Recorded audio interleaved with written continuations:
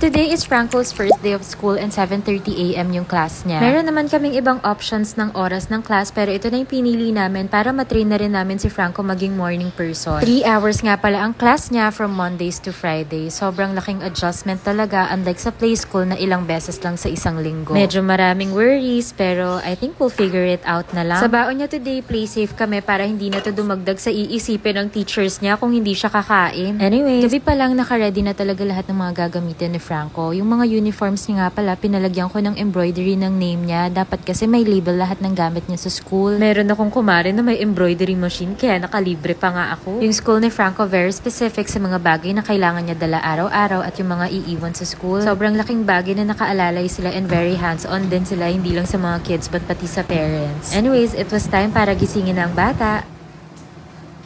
Hindi naman ako nahirapan gisingin si Franco. Ito nga routine niya na talaga na pagbangon niya diretso dito sa kitchen for breakfast and pinak ko na rin yung snack niya. Medyo may discussion lang when it was shower time pero naligo din naman siya. My non-negotiable when it comes to Franco's skincare is lotion, facial cream, and mosquito repellent. Kami naman ng dad, hilamos, toothbrush at mabilisang bihis mamaya ng ligo. First day of school!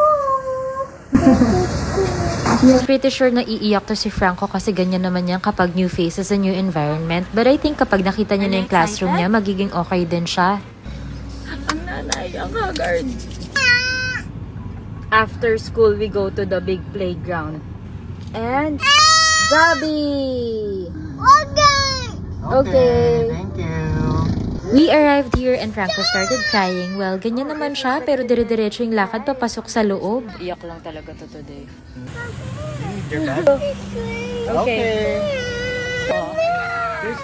Well, Franco definitely went inside kasi hanggang gate lang naman kami. Natag din naman ako kasi nakita ko kung paano i-handle si Franco ng mga teachers and kayang-kaya naman nila. Adjustment period nila kaya shortened period sila today and okay naman si Franco pag sundo namin so I think naka-adjust naman siya. By the way, I would appreciate it if you know Franco's school. Don't mention it na lang on the comment section. Thank you! Bago binihisan ko siya at inayos ko yung mga gamit niya and then chinek ko yung baonan niya kung anong natira. Now, let me know anong mga pinapabaon niyo sa mga anak niyo mga mare sa comment section. Naka-day off nga pala today si Ate Jo pero dadating siya today with her stuff dahil magsi-stay in na rin siya. Asya, yun lang muna. Bye!